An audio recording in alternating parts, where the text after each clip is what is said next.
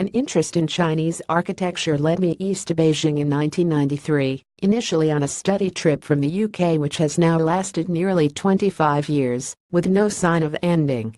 This transition was eased by the fact that my friend Josh Green was working in Beijing in North Korea, establishing the offices of the TNT Courier Company.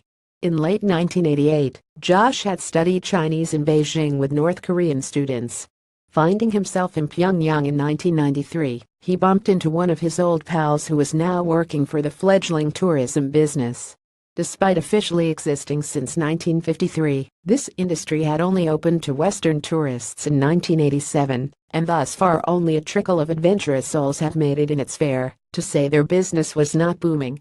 Our Korean friend requested that Josh help him out by bringing in some tourists. Any tourists, please. The two of us, together with 5 friends, thus headed off for the first Koryo tour in autumn 1993. Collection Nicholas Boner. Pyongyang was, and remains, a more beautiful capital than Beijing. It is a planned city that sprung up following the devastation of the Korean War 1950-53. Locals say that only 3 buildings were left standing.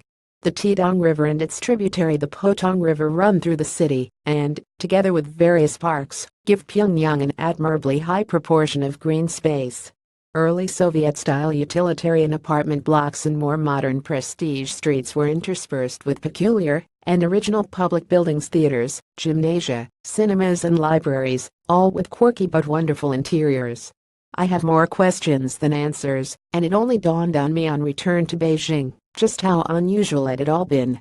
Collection Nicholas Boner. I was charmed and simply taken by the graphic design elements of the products there.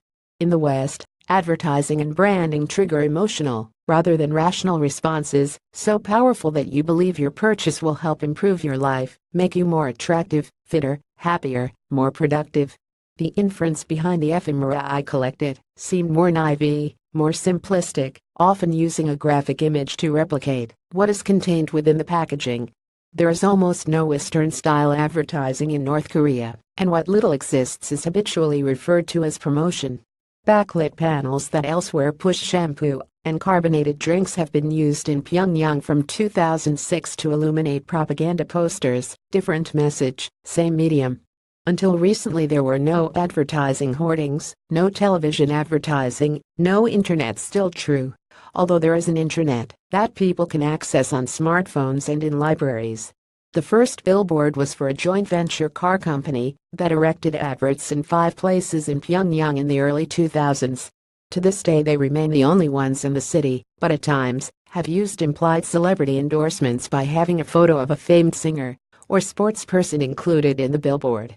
Collection Nicholas Boner. These graphic objects were mainly picked up on the tourist route around Pyongyang and on trips to the west and east coasts, the stunning volcanic Mount Paektu in the remote far north, and the historic city of Kaesong in the south.